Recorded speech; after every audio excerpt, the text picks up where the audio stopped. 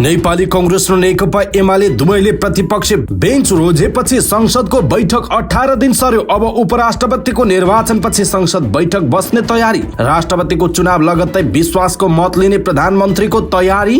संचार सम्बन्धी विधेयक अगाडि बढाउन आफू तयार रहेको सभामुख देवराज घिमिरेको भनाई। कांग्रेस र माओवादी सम्बन्ध नयाँ ढंगबाट सुरु हुने नेपाली कांग्रेसका नेता विमलेन्द्र निधिको भनाई। संघीय निजामती र प्रहरी ऐनले सरकारको भविष्य निर्धारण हुने। जसपा अध्यक्ष उपेन्द्र यादवको टिप्पणी। चितवन 2 को उपनिर्वाचनका लागि 18 दल दर्ता। कुन दलले दर्ता गरे चितवन 2 मा चुनाव लड्न, यसको बारेमा पुरै जानकारी। प्रदेशको नामाकरणको विरोध रोक्न विराटनगरमा निषेधाज्ञा। नाम राख्नै नसक्ने अवस्था आएपछि हामी पहिचानको मागबाट ब्याक भयौं भन्दै माओवादी केन्द्र प्रदेश 1 का संसदीय दलका नेता इन्द्रबहादुर आङ्वोको भनाई। प्रदेश 1 को नाम कोशी राख्ने तयारी। परिवर्तनको सम्भावना देखे भने राजनीतिमा पक्कै आउँछु भन्दै अभिनेत्री मनिषा कोइरालाको भनाई। पृथ्वी शाह समूह विरुद्ध 4 वटा मुद्दा चलाउन सीआईबी को सुझाव। दाल चामल मकै तरकारी गहुँ र मुसुरो आयातमा रोक लगाऊ भन्दै नेमकेपाका सांसद प्रेम सुवालको प्रस्ताव। विदेशमा सम्पत्ति राख्न नपाउने कानून बनाउन नेमकेपाले गर्यो प्रस्ताव। न्याय सम्पादन पूर्व विस्तृत बहस आवश्यक रहेको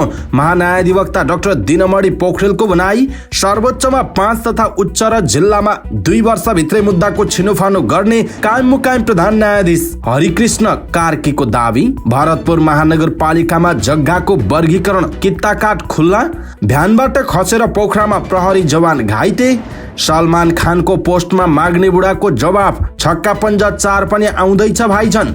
मस्को नजिक युक्रेनको ड्रोन दुर्घटना। रुस भन्छ आक्रमणको असफल प्रयास। दिल्लीका उपमुख्यमन्त्री सिसोदिया र मन्त्री जैनले दिए राजीनामा। र एन्फा बैठकमा विवाद। पदाधिकारी बीच झण्डै हात हालाहाल। दर्शक महानुभाव नमस्कार। समाचारपाटी.com को न्यूज बुलेटिनमा यहाँलाई हार्दिक स्वागत छ। म प्रहलाद चन्द्र घिमिरे। सदाको झै आज पनि हामी उपस्थित भएका छौं आजका महत्त्वपूर्ण समाचार, ब्रेकिङ न्यूज अपडेट लगायत तपाईलाई काम लाग्ने हेर्नै पर्ने महत्त्वपूर्ण खबरहरू लिएर। हामीलाई अन्तिमसम्म हेर्नुहोला। हाम्रो मेहनतका लागि यो भिडियोमा एउटा लाइक अवश्य गर्नुहोला। दर्शक महानुभाव पलपलको न्यूज अपडेटका लागि हाम्रो च्यानललाई तपाईले अहिलेसम्म सब्स्क्राइब गर्नु भएको छैन भने कृपया सब्स्क्राइब गर्नुहोस् अनि नजिकै आउने बेल आइकनलाई क्लिक गर्नुहोला। दैनिक रूपमा हेर्नुहुन्छ भने रेगुलर भनेर लेख्नुहोला। आज पहिलोचोटि हेर्दै हुनुहुन्छ भने फर्स्ट टाइम भनेर लेखिदिनुहोला। देशभित्र हुनुहुन्छ भने आफू रहेको गाउँ ठाउँ सहर जिल्लाको नाम लेख्नुहोला। विदेशमा हुनुहुन्छ भने कुन देशबाट हेरिरहनु भएको छ त्यो कुरा तलको कमेन्ट बक्समा कमेन्ट गर्नुहोला। आउनुहोस् दर्शक महानुभाव आजका महत्त्वपूर्ण समाचार सुरु गरौं। कांग्रेस र एमाले दुवैले विपक्षी बेन्च रोजेपछि संसदको बैठक स्थगित भएको प्रसंगबाट। नेपाली कांग्रेस र नेकपा एमाले दुवैले प्रतिपक्षी बेन्च रोजेपछि प्रतिनिधि सभाको बैठक 18 दिन पर सरेको छ। प्रतिनिधि सभाको बैठक बुधबार दिउँसो 1 बजे बस्ने तयारी थियो, तर कांग्रेस र एमाले दुवैले आफूहरू प्रतिपक्षमा बस्ने जानकारी संसद सचिवालयलाई गराए। त्यसपछि दलहरूसँगको समन्वयमा संसद सचिवालयले सूचना जारी गरेर बैठक नै आगामी चैतको 5 गतेसम्मका लागि स्थगित गरिदियो। संघीय संसदका महासचिव डाक्टर भरतराज गौतमले जारी गरेको सूचनामा विशेष कारणवश सभामुखले प्रतिनिधि सभा बैठक चैत 5 गतेसम्मका लागि स्थगित गर्ने निर्णय गरेको लेख छ।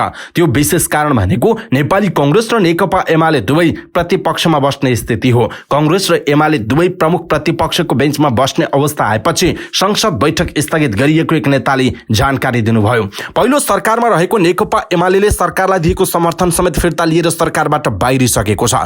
एमालेका लीलानाथ श्रेष्ठले आफूहरू संसद बैठकमा प्रतिपक्षको बेन्चमा बस्ने बताउनुभयो। सरकारलाई दिएको समर्थन फिर्ता लिएका कारण एमाले प्रतिपक्षको बेन्चमा रहन्छ, श्रेष्ठले भन्नुभयो। यसअघि प्रधानमन्त्री पुष्पकमल दाहाल प्रचण्डलाई विश्वासको मत दिएर पनि प्रतिपक्षको बेन्चमा बस्दै आएको नेपाली कांग्रेस अहिले 8 दलीय सत्ता गठबन्धनमा छ। राष्ट्रपति निर्वाचनमा कांग्रेस नेता रामचन्द्र पौडेल सत्ता गठबन्धनको साझा उम्मेद्वार हुनुहुन्छ, तर कांग्रेस सरकारमा गइसकेको भने छैन। सरकारमा सहभागी नभइसकेकाले ऊ पनि बैठकमा प्रतिपक्षको बेन्चमा बस्ने जनाएको थियो। नेपाली कांग्रेसका प्रवक्ता डाक्टर प्रकाश शरण महतले पनि हामी संसद बैठकमा प्रतिपक्षको बेन्चमा बस्छौं भन्नुभएको थियो। कांग्रेस र एमाले दुवै प्रतिपक्षको बेन्चमा बस्दा राम्रो सन्देश नजाने भएकाले संसद बैठक स्थगित गरिएको संसद सचिवालयका एक अधिकारीले जानकारी दिएका छन्। दर्शक महानुभाव कांग्रेस र एमाले दुवै प्रतिपक्षी बेन्च रोजेपछि संसद बैठक स्थगित भएको छ र अब संसद बैठक उपराष्ट्रपति निर्वाचनसम्मका लागि नै स्थगित गरिएको जानकारी आएको छ। यसप्रति तपाईको धारणा के छ? आफ्नो धारणा तलको कमेन्ट बक्समा कमेन्ट गर्नुहोला। नेकपा एमालेसँग सम्बन्ध तोडेर नेपाली कांग्रेस र एकीकृत समाजवादीसँग सहकार्य अगाडि बढाउनु भएका प्रधानमन्त्री पुष्पकमल दाहाल प्रचण्डले अब आफूप्रति प्रतिनिधि सभाको विश्वास कायमै रहेको देखाउनु पर्नेछ। प्रधानमन्त्री तथा मन्त्री परिषदको सचिवालयका अनुसार राष्ट्रपतिको निर्वाचन लगत्तै संसदबाट विश्वासको मत लिएर सरकारलाई गति दिने प्रधानमन्त्री प्रचण्डको चाहना छ। नेकपा एमाले र राष्ट्रिय प्रजातन्त्र पार्टी राप्रपाले सरकारलाई दिएको समर्थन फिर्ता लिइसकेको छ। प्रधानमन्त्री प्रचण्डको सचिवालयले विश्वासको मत लिनुपर्छ कि पर्दैन भन्ने विषयमा राय लिएको थियो। त्यसक्रममा प्रधानमन्त्रीले विश्वासको मत नलिए पनि हुन्छ र लिनै पर्छ भन्ने दुवै खालको सुझाव आएको सचिवालयका एक सदस्यले बताएका छन्। धेरैजसो सुझाव विश्वासको मत लिनुपर्छ भन्ने आएको र यसमा प्रधानमन्त्री प्रचण्ड पनि सकारात्मक भएकाले विश्वासको मत लिने निचोडमा पुगेको नेताहरूले बताएका छन्। सचिवालयका एक सदस्यले भनेका छन्, राष्ट्रपतिको निर्वाचन लगत्तै विश्वासको मत लिएर संसद र सरकारलाई गति दिने कुरा नै बढी उत्तम हुन्छ भन्नेमा पुगिएको छ, उहाँको भनाइरहेको छ। सभामुख देवराज घिमिरेले सञ्चार माध्यम सम्बन्धी विधेयकलाई अगाडि बढाउन आफू तयार रहेको बताउनुभयो। नेपाली पत्रकारहरूको अन्तर्राष्ट्रिय सञ्जाल इन्जा डेको अवसरमा आयोजित कार्यक्रमलाई सम्बोधन गर्दै उहाँले सञ्चारकर्मीहरूको हक, अधिकार र व्यावसायिक दक्षतासँग जोडिएका कतिपय विधेयकहरू अल्झिरहेको, विवादमा परेर रोकिएको भन्दै तिनीहरूलाई अगाडि बढाउन आफू तयार रहेको बताउनुभयो। सञ्चारकर्मीहरूको हक, अधिकार र व्यावसायिक दक्षताका लागि नीति र व्यवहारमा सहयोग गर्नुपर्ने कतिपय विधेयकहरू अल्झिरहेको, विवादमा रहेर रोकिएका यी कुराहरूलाई सभामुख भएको नाताले अगाडि बढाइयोस् भन्ने चाहना आकांक्षा जायज छ। सभामुख घिमिरेले भन्नुभएको छ, यस क्षेत्रका समस्या के हुन्, आउन लागेको विधेयकको विरोध गर्नुको कारण के हो, रोकिएको विधेयक अगाडि बढाउन मेरो ठाउँबाट अगाडि बढाउन म तयार छु, उहाँको भनाइ छ। इन्जा बौद्धिक पत्रकारिता पुरस्कारबाट जगत नेपाल र माधव प्रसाद तिवारीलाई सम्मान गरेको छ भने इन्जा खोजी पत्रकारिता पुरस्कार 2079बाट मातृका दाहाल र तारा वाग्लेलाई सम्मान गरेको छ। त्यस्तै ग्रामीण पत्रकारिता पुरस्कार 2079बाट सरिता चलाउनेलाई सम्मान गरिएको छ भने फोटो पत्रकारिता पुरस्कार 2079मा इन्जाले सुरेश कुमार श्रेष्ठ र नरेन्द्र श्रेष्ठलाई पनि सम्मान गरेको छ। नेपाली कांग्रेसका नेता तथा पूर्व उपप्रधानमन्त्री विमलेन्द्र निधिले नेपाली कांग्रेस र माओवादीको सम्बन्ध पुनः नयाँ ढंगबाट सुरु भएको बताउनुभयो। नेपाल प्रेस युनियन मधेस प्रदेश कार्य समितिको पदस्थापना तथा प्रथम बैठकलाई जनकपुर धाममा सम्बोधन गर्दै नेता निधिले कांग्रेस माओवादी सहकार्य लोकतान्त्रिक गणतन्त्र र संविधानको दीर्घायु तथा राजनीतिक स्थिरताको पक्षमा भएको दावी समेत गर्नुभएको छ। एमाले र राप्रपाले सरकारलाई दिएको समर्थन फिर्ता लिँदैमा अहिलेको सरकार अल्पमतमा नपर्ने पनि उहाँको भनाइ छ। माओवादी केन्द्रका अध्यक्ष एवं प्रधानमन्त्री पुष्पकमल दाहाल प्रचण्डलाई कांग्रेसले पहिले पनि विश्वासको मत दिएको र फेरि दिने भएकाले सरकारमाथि कुनै खतरा नरहेको उहाँको भनाइ छ। वर्तमान राजनीति सही दिशामा हिँडेको भन्दै उहाँले चुनावको समयमा भएका गठबन्धनकारी दलबीच नयाँ समीकरणले जनताको मतको सम्मान भएको जिकिर गर्नुभयो। कांग्रेस र माओवादी बीच दूरी बढ्दा मुलुक जहिले पनि असहज दिशातिर जाने गरेको बताउँदै उहाँले अबको 5 वर्ष अहिलेको गठबन्धन र सरकारको विकल्प नभएको पनि बताउनु भएको छ। जनता समाजवादी पार्टी जसपाका अध्यक्ष उपेन्द्र यादवले संघीय निजामती ऐन र प्रहरी समायोजन ऐनसँग सरकारको भविष्य निर्धारण हुने बताउनुभयो। जनकपुर धाममा मधेस प्रज्ञा प्रतिष्ठानको उद्घाटन गर्दै अध्यक्ष यादवले संघीय सरकारले तत्काल यी दुई विधेयक पारित गर्नुपर्ने बताउनु भएको छ। अहिलेको सरकारले दुईवटा काम तत्काल गर्नुपर्छ। संघीय निजामती ऐन यथाशीघ्र पास गरेर प्रदेश कर्मचारी तन्त्र स्थापित र प्रहरी समायोजन गरेर प्रदेशलाई हस्तान्तरण। यादवले भन्नुभयो, यी दुईवटा काममा यो सरकारको भविष्य निर्धारण हुन्छ। प्रदेश सरकारको आफ्नो छुट्टै कर्मचारी, प्रहरी प्रशासन र स्रोत साधन नहुँदा चाहे अनुसार काम गर्न नसकेको उहाँको भनाइ छ। एउटा आर्मीको गार्ड लिएर घुम्दैमा सरकार हुँदैन, आफ्नो प्रहरी प्रशासन, कर्मचारी, कानुन, अदालत र स्रोत चाहिन्छ, यादवको भनाइ रहेको छ। उहाँले संघीयता र लोकतन्त्रको विकल्प एकात्मक प्रणाली हुनै नसक्ने दावी समेत गर्नुभएको छ। चितवन क्षेत्र नम्बर 2 मा हुने उपनिर्वाचनका लागि 18 दल दर्ता भएको निर्वाचन आयोगले जनाएको छ। आगामी वैशाख 2 गते हुने उपनिर्वाचनका लागि आयोगले फागुन 10 गतेदेखि 16 गतेसम्म दल दर्ताको समय तोकेको थियो। निर्वाचन आयोगका प्रवक्ता शालिग्राम शर्मा पौडेलले 1 हप्ताको समय सीमामा 18 दल दर्ता भएको जानकारी दिनुभयो। नेकपा एमाले, नेपाली कांग्रेस, नेकपा माओवादी केन्द्र, राष्ट्रिय स्वतन्त्र पार्टी रासपा र राष्ट्रिय प्रजातन्त्र पार्टी राप्रपाले दल दर्ता गरेका छन्। त्यसैगरी नेपाल मजदुर किसान पार्टी नेमकीपा, राष्ट्रिय जनमोर्चा, नागरिक उन्मुक्ति पार्टी, हाम्रो Nepali party, Nepali Congress BP, Mongol national organisation, राष्ट्रिय नागरिक पार्टी, राष्ट्रिय जनमुक्ति, नेकपा माओवादी समाजवादी, पुनर्जागरण पार्टी, मौलिक जरोकिलु, राष्ट्रिय मुक्ति आन्दोलन र जय मुक्ति पार्टीले पनि दल दर्ता गराएको निर्वाचन आयोगले जनाएको छ। गत मक्सिर 4 को प्रतिनिधि सभा निर्वाचनमा चितवन क्षेत्र नम्बर 2 बाट राष्ट्रपाका सभापति रवि लामिछाने प्रतिनिधि सभामा निर्वाचित हुनु भएको थियो। तर गत माघ 13 गते रविको सांसद पद सर्वोच्च अदालतले खारेज गरिदिएको थियो। रविले अमेरिकी नागरिकता त्यागेपछि नेपाली नागरिकताको पुनः प्राप्तिका लागि कानून बमोजिम प्रक्रिया पूरा नगरेको ठहर गर्दै सर्वोच्चले उहाँको सांसद पद खारेज गरिदिएको हो। 15 माघमा उहाँले पुनः नेपाली नागरिकताको प्रमाणपत्र लिनु भएको थियो। 6 महिना भन्दा बढी कार्यकाल रहँदै सांसदको पद रिक्त हुन गएमा उपनिर्वाचन गर्नै पर्ने व्यवस्था अनुसार आगामी वैशाख 2 गते चितवन 2 मा उपनिर्वाचन हुन लागेको हो। निर्वाचन आयोगको तारिखका अनुसार आगामी चैत 20 गते उम्मेदवारी दर्ताको कार्यक्रम छ। दर्शक महानुभाव, चितवन 2 को उपनिर्वाचनमा कसले जित्छ जस्तो तपाईलाई लाग्छ? कुन पार्टीले जित्छ अथवा को व्यक्तिले जित्छ जस्तो लाग्छ? आफ्नो कुरा तलको कमेन्ट बक्समा कमेन्ट गर्नुहोला। रवि लामिछानेले जित्छन् या जित्दैन? कस्तो होला अवस्था? अथवा धेरै मतान्तर, अझ धेरै मतान्तरले जित्लान् अथवा मतान्तर कम भएर जित्लान्? तपाईलाई के लाग्छ? आफ्नो कुरा तलको कमेन्ट बक्समा कमेन्ट गर्नुहोला। जिल्ला प्रशासन कार्यालय मोरङले विराटनगरका केही स्थानमा निषेधाज्ञा जारी गरेको छ। प्रदेश सभाले नामको टुङ्गो लगाउने तयारी गरेपछि जिल्ला प्रशासन कार्यालय मोरङले निषेधाज्ञा जारी गरेको हो। प्रदेशमा कोशी नाम राख्न नेकपा एमाले, नेपाली कांग्रेस र नेकपा माओवादी केन्द्र सहमत छन्। दलहरू भूगोलका आधारमा नाम राख्न सहमत भएपछि पहिचानका पक्षधरले आन्दोलन गर्ने सम्भावना रहेको भन्दै प्रशासनले निषेधाज्ञा जारी गरेको छ। प्रशासनले प्रदेश सभा भवन अगाडि विराटनगर स्थित देवकोटा चोकदेखि कोशी अस्पताल चोकसम्म, जिल्ला प्रशासन कार्यालय वरपर, मुख्यमन्त्री तथा मन्त्री परिषदको कार्यालय र मुख्यमन्त्रीको निवास वरपर दिउँसो 3 बजेदेखि अर्को सूचना जारी नभएसम्मका लागि निषेधित क्षेत्र घोषणा गरिएको हो। ती क्षेत्रमा कुनै पनि किसिमका सभा, जुलुस, भेला, र्याली, धरना जस्ता कार्यहरू नगर्न आग्रह गरिएको छ। प्रदेशको नामाकरणको तयारी भएपछि प्रदेशका सबै जिल्ला प्रहरीले सतर्कता अपनाएका छन्। अन्य क्षेत्रबाट प्रदेश राजधानी आउने सवारी जाँचमा पनि प्रहरीले कडाई गरेको जनाइएको छ।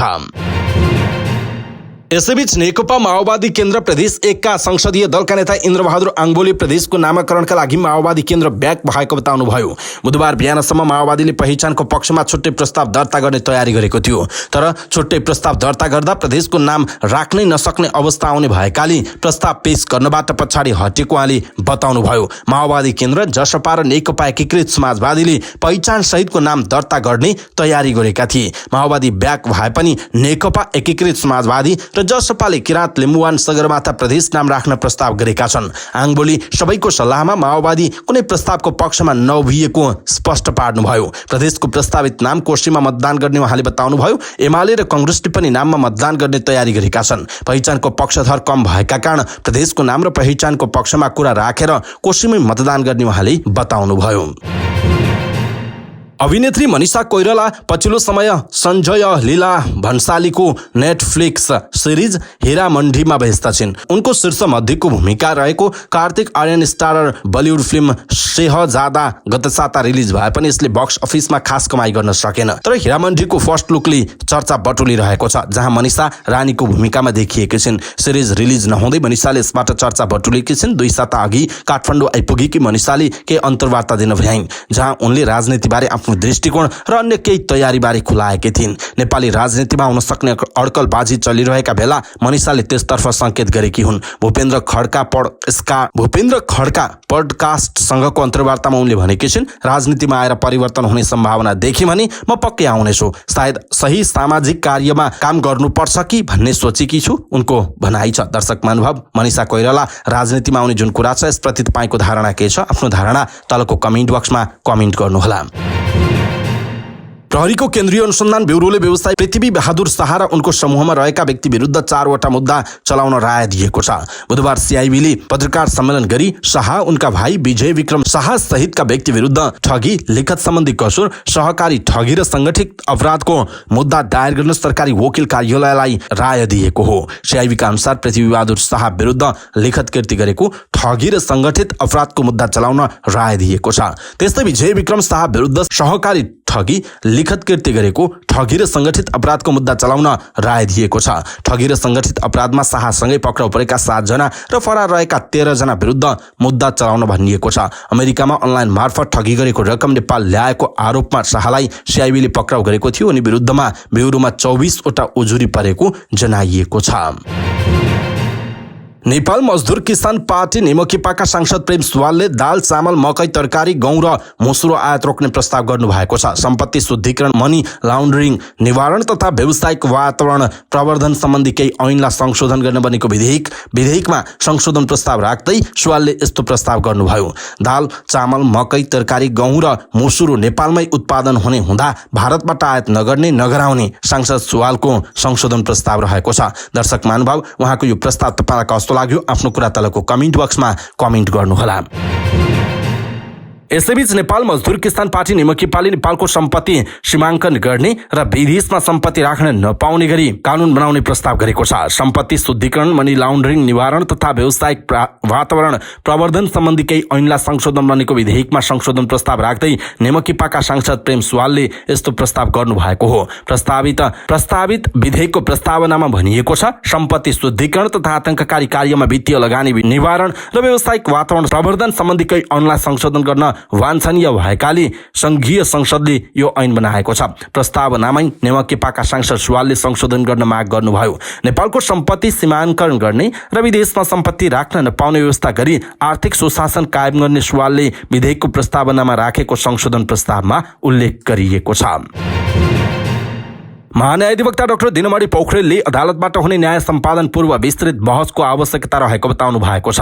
मंगलबार कानून व्यवसायी क्लब काठमाडौँ तथा शंकरलाल केडिया फाउन्डेसनको सम्मान तथा पुरस्कार कार्यक्रमलाई सम्बोधन गर्दै उहाँले यस्तो बताउनु भएको हो। उहाँले अदालतबाट हुने न्यायलाई कानून विद्यालयमा अध्ययन गराउन योग्य किसिमबाट न्याय सम्पादन गर्न जरुरी रहेको बताउनुभयो। उहाँले विद्यालयहरूमा प्रोफेसरहरूले अध्ययन गराउँदा गरेका प्रतिक्रियाहरूबाट न्यायाधीशहरूले आफूले गरेको निर्णयको पुनरावलोकन गर्ने गरेको उल्लेख गर्दै त्यसै किसिमबाट नेपालमा पनि न्याय सम्पादन हुन जरुरी रहेको बताउनु भएको छ। कायम मुकायम प्रधान न्यायाधीश हरिकृष्ण कार्कीले न्यायलाई ढिलो हुनबाट रोक्नका लागि सर्वोच्च अदालतमा 5 वर्षभन्दा बढी मुद्दा नराख्ने गरी काम सुरु गरेको बताउनुभयो। कानून व्यवसायी क्लब काठमाडौँ तथा शंकरलाल केडिया फाउन्डेसनको सम्मान तथा पुरस्कार वितरण कार्यक्रमलाई सम्बोधन गर्दै उहाँले यस्तो दावी गर्नुभयो। उहाँले अब सर्वोच्च अदालतमा दर्ता भएका कुनै पनि मुद्दा 5 वर्षभित्रमा टुङ्ग्याइसक्ने गरी काम सुरु गरिएको बताउनुभयो। कायम मुकायम प्रधान न्यायाधीश कार्कीले सर्वोच्च अदालतमा 5+0 र उच्च र जिल्ला अदालतमा 2+0 मा मुद्दाको फर्चौट गरिसक्ने बताउनुभयो। उहाँका अनुसार अबबाट सर्वोच्च अदालतले अदालतमा दर्ता भएका मुद्दाहरू 5 वर्षसम्ममा टुङ्ग्याइसक्नुपर्ने र उच्च र जिल्ला अदालतले 2 वर्षभित्रमा अदालतमा दर्ता भएका सबै मुद्दाको छिनोफानो गरिसक्नुपर्ने बताइएको छ। यस कार्यमा सबै कानून व्यवसायीहरूले प्रतिबद्धता जनाइसकेको र अझै पनि कानून व्यवसायीहरूको साथ र समर्थन आवश्यक रहेको उहाँले बताउनु भएको छ। दर्शक महानुभाव, एउटा टाइम लिमिट नै राखेर कुन अदालतले कति समयमा मुद्दा दर्ता भएको समयमा टुङ्ग्याउनु पर्ने भनेर भनिएको छ। यसप्रति तपाईँ के भन्नुहुन्छ? आफ्नो कुरा तलको कमेन्ट बक्समा कमेन्ट गर्नुहोला। भरतपुर महानगरपालिकाले जग्गाको वर्गीकरण गरेको छ। महानगरपालिकाले जग्गालाई 10 क्षेत्रमा वर्गीकरण गरेको छ। महानगरपालिका प्रमुख रेणु दाहालका अनुसार सार्वजनिक उपयोगको क्षेत्र, नदी, खोला, ताल, सिमसार क्षेत्र, खानी तथा खनिज क्षेत्र, वन क्षेत्र, सांस्कृतिक तथा पुरातात्विक महत्वको क्षेत्र, औद्योगिक क्षेत्र, व्यावसायिक क्षेत्र, आवासीय क्षेत्र, कृषि क्षेत्र र नेपाल सरकारले तोकेका अन्य क्षेत्र गरी जग्गाको वर्गीकरण गरिएको जनाइएको छ। भू उपयोग ऐन 2076 र भू उपयोग नियमावली 2079 बमोजिम महानगरभित्रका समग्र जग्गाको वर्गीकरण गर्न भू उपयोग कार्यान्वयन समिति गठन गरी जग्गाको वर्गीकरण गरिएको जनाइएको छ। उक्त समितिले सहयोग कार्यदल बनाई कार्यदलले पेश गरेको मापदण्डका आधारमा छलफल गरी जग्गाको वर्गीकरण गरिएको प्रमुख दाहालले बताउनुभयो। वर्गीकरण अन्तर्गत आवासीय क्षेत्रमा 6 मिटर सडक पूर्वाधार पुगेको छ र 6 मिटर भन्दा साना सडकमा सडक सिमाना पछिको 50 मिटर दायाँमायाको क्षेत्र पर्ने उल्लेख छ। त्यस्तै 6 मिटर भन्दा ठूला सडकमा सडक सिमाना पछिको 70 मिटरसम्मको दायाँमायाको क्षेत्र र व्यावसायिक क्षेत्र तोकिएको क्षेत्रपछि सडक पूर्वाधार पुगेको क्षेत्रहरूमा थप 50 मिटर आवासीय क्षेत्र हुने उल्लेख गरिएको छ। महानगरपालिकाका उपप्रमुख चित्रसेन अधिकारीले कार्यपालिका बैठकले जग्गाको वर्गीकरणको मापदण्ड स्वीकृत गरी स्थानीय भू उपयोग परिषदलाई सिफारिस गरेको बताउनु भएको छ। गण्डकी प्रदेश सभामा प्रहरीको भ्यानबाट खसेर एकजना घाइते भएका छन्। प्रदेश सभा प्राङ्गण प्रवेशका क्रममा भ्यानले ल्याइरहेको फलामको पाइप बिजुलीको तारमा अल्झँदा प्रहरी जवान पटक बुढा भुइँमा बजारिन पुगेका हुन्। प्रदेश सभामा प्रदेश प्रमुख पृथ्वीमान गुरुङले सम्बोधन गर्ने कार्यक्रमको व्यवस्थापन गर्न थप प्रहरी त्यहाँ जाँदै थिए। प्रदेश प्रमुखको सलामीका लागि झण्डा राख्न भ्यानमा लगिएको फलामको पोल बिजुलीको तारमा अल्झिँदा पोलले हुत्याएर बुढा भुइँमा बजारिन पुगेको प्रत्यक्षदर्शीले बताएका छन्। प्रदेश प्रहरी गणका सलामी टोली सदस्य बुढाको टाउकोमा चोट लागेको छ। उनलाई उपचारका लागि मणिपाल शिक्षण अस्पताल लगिएको छ। प्रदेश सभा भवन प्राङ्गणको गेटमा बिजुली लगायतका तारहरू लत्रिएका छन्। शुक्रबारदेखि प्रदर्शन हुन लागेको फिल्म छक्का पञ्जा 4ले भौतिक रूपमा प्रचार प्रसार गरेको छैन। पब्लिसिटी भर्चुअल माध्यमबाट गरिएको छ। निर्माता र कलाकारले फिल्म प्रचारका लागि सामाजिक सञ्जाल र टेलिभिजनको मद्दत लिएका छन्। प्रचारको शैली बदलिएको छ। फिल्म रिलिज अघि केदार प्रसाद घिमिरे माग्ने बुढाले कलाकारलाई कटाक्ष गर्दै प्रवर्धन गीत ल्याएका थिए, जसले सकारात्मक प्रतिक्रिया बटुलेको छ। माग्ने बुढाले फिल्म प्रचारका लागि चलेका सिरियल हुन् वा चलेका सामाजिक सञ्जालका पेज कुनै प्लेटफर्मलाई उपयोग गर्न बाँकी राखेका छैनन्। दर्शकसँग घुलमिल हुने उनको आफ्नै कायदा हो। यस्तोमा बलिउड अभिनेता सलमान खानको पोस्टमा समेत माग्ने बुढाले छक्का पञ्जाको प्रचार गर्न भ्याएका छन्। आफ्नो आगामी फिल्म किसी का भाइ किसी का जानको नयाँ गीत विल्ली विल्ली आँख गोरिए गीत रिलिज बारेको जानकारी दिन सलमान खानले गरेको पोस्टमा माग्ने बुढाको छक्का पञ्जा 4 बारेको कमेन्ट हिन्दीमा छ। घिमिरेको शैलीलाई लिएर फ्यान र दर्शकले टिप्पणी गरिरहेका छन्। सलमानको पोस्टरमा माग्ने बुढाको कमेन्ट छ, वेटिङ हमारे नेपाल में भी मार्च 3 से सिनेमा छक्का पञ्जा 4 आ रहा है भाइजान। माग्ने बुढाको यो कमेन्टमा प्रशस्त प्रतिक्रिया प्राप्त भएको छ। कतिपयले फिल्म प्रचारको आइडिया राम्रो भएको बताएका छन् भने कतिपयले सलमानलाई फिल्मको प्रिमियरमा निम्तो दिन आग्रह समेत गरेका छन्। दीपक राजगिरी, दीपाश्री निरौला, केदार घिमिरे माग्ने बुढा, बेनी साहमाल, बुद्धि तामाङ हाइटको मुख्य भूमिका रहेको हेमराज विशी निर्देशित फिल्म शुक्रबारदेखि देशव्यापी प्रदर्शन हुँदैछ। राजनीतिक र सामाजिक कथावस्तुको कमेडी फिल्मको लेखन स्वयं दीपकले गरेका हुन्। उक्त मितिमा यो फिल्म नेपाल सहित अमेरिका, युरोप लगायतका मुलुकमा प्रदर्शनको तयारीमा रहेको छ। युक्रेनले रुसको राजधानी मस्को नजिक ड्रोन मार्फत आक्रमणको प्रयास गरेको रुसी अधिकारीहरूले दावी गरेका छन्। राजधानी मस्को नजिकैको एउटा गाउँमा एउटा ड्रोन मध्यरात दुर्घटनाग्रस्त अवस्थामा फेला परेको थियो। त्यो ड्रोन युक्रेनमा बनेको पाइएको छ, तर त्यसबाट कुनै क्षति भने भएको छैन। रुसले यो घटनालाई युक्रेनले गरेको आक्रमणको असफल प्रयास भनेर टिप्पणी गरेको छ। मंगलबार पत्रकार सम्मेलनमा मस्कोका गभर्नर आन्द्रेई बोरोब्योवको दावी अनुसार मस्को भन्दा करिब 100 किलोमिटर दक्षिण पूर्वमा पर्ने गुवास्तोभ गाउँमा ड्रोन आक्रमण प्रयास गरिएको थियो। युक्रेनले मस्कोका बासिन्दालाई लक्षित गर्दै ड्रोनबाट प्रहार गरेको उनको आरोप रहेको छ। त्यो समयमा रुसका टेलिभिजन च्यानल र रेडियो स्टेशन समेत ह्याक भएको र त्यसमा युक्रेनको हात रहेको उनले आरोप लगाएका छन्। रुसी अधिकारीहरूका अनुसार यो समयमा सम्भावित क्षतिलाई रोक्न सेन्ट पिटरबर्गको विमानस्थल अस्थायी रूपमा बन्द समेत गरिएको जनाइएको छ। हिरासतमा रहेका दिल्ली सरकारका उपमुख्यमन्त्री मनीष सिसोदिया र स्वास्थ्य मन्त्री सत्येन्द्र जैनले राजीनामा दिएका छन्। समाचार एजेन्सी ANI-का अनुसार मुख्यमन्त्री अरविन्द केजरीवालले दुवै मन्त्रीको राजीनामा स्वीकार गरेका छन्। 2021 मा लागू भएको मदिरा नीति बनाएको र त्यो लागू गर्दा भएको भनिएको अनियमिततामा सहभागी भएको आरोपमा CIB-ले उपमुख्यमन्त्री सिसोदियालाई CIB-ले आइतबार पक्राउ गरेको थियो। उनलाई 5 दिनका लागि हिरासतमा राख्न अनुमति पनि दिइएको छ। त्यसविरुद्ध सिसोदियाका वकिल अभिषेक मनु सिंघवीले मंगलबार सर्वोच्च अदालतमा निवेदन दिएका थिए। त्यसमा CIB-को अनुसन्धान र पक्राउमाथि प्रश्न उठाइएको थियो र जमानतमा छाड्न माग गरिएको थियो। तर प्रधान न्यायाधीश धनञ्जय वाई चन्द्रचूडको इजलासले उनको निवेदनलाई अस्वीकार गर्दै उच्च अदालत जान सुझाएको छ। लगत्तै सिसोदियाले राजीनामा दिएका छन्। केजरीवाल सरकारका मन्त्री जैन भने जुन 2022 मै सम्पत्ति शुद्धिकरणको मुद्दामा पक्राउ परेका थिए। त्यसयता प्रहरीको हिरासतमा रहेका उनले पनि मंगलबार नै राजीनामा दिएको बुझिएको छ।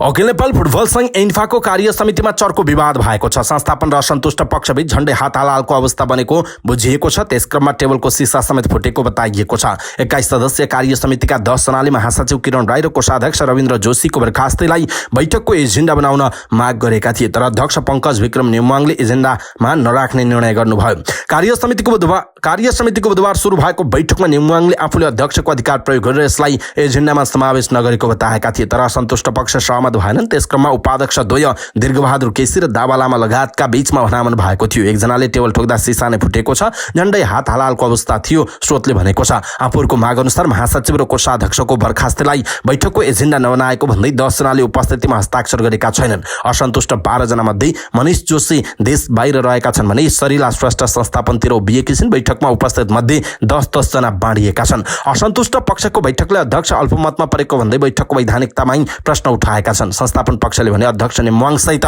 10 जनाको सहमति भएको भन्दै बैठक चलाएको बताइएको छ। अवस्था दर्शक महानुभाव, आज दिनभरिका महत्त्वपूर्ण समाचार, ब्रेकिङ न्यूज अपडेट लगायत तपाईँलाई काम लाग्ने हेर्नै पर्ने महत्त्वपूर्ण खबरहरू यति नै। हामीले प्रस्तुत गरेका यी समाचारहरूप्रति तपाईँको धारणा के छ? आफ्नो धारणा तलको कमेन्ट बक्समा कमेन्ट गर्नुहोला। हाम्रो मेहनतका लागि यो भिडियोमा एउटा सानो लाइक अवश्य गर्नुहोला। दर्शक महानुभाव, पलपलको न्यूज अपडेटका लागि हाम्रो च्यानललाई तपाईँले अहिलेसम्म सब्स्क्राइब गर्नुभएको छैन भने कृपया सब्स्क्राइब गर्नुहोस् अनि नजिकै आउने बेल आइकनलाई क्लिक गर्नुहोला। पलपलको न्यूज अपडेटका साथ फेरि हाम्रो भेट हुनेछ। तपाईँ समाचार पार्टी हेर्दै गर्नुहोस्। नमस्कार।